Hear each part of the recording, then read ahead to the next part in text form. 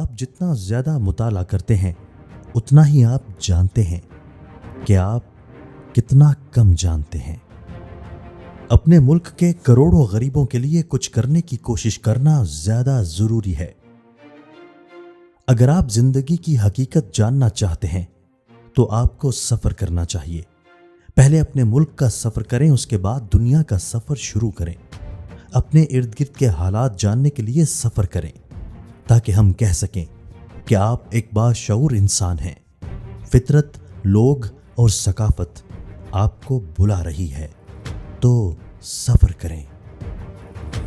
لیکن اپنے آپ کو یہ اہداف طے کرنے کے بعد مجھے ان کے حصول کے لیے بہت محنت کرنی پڑی۔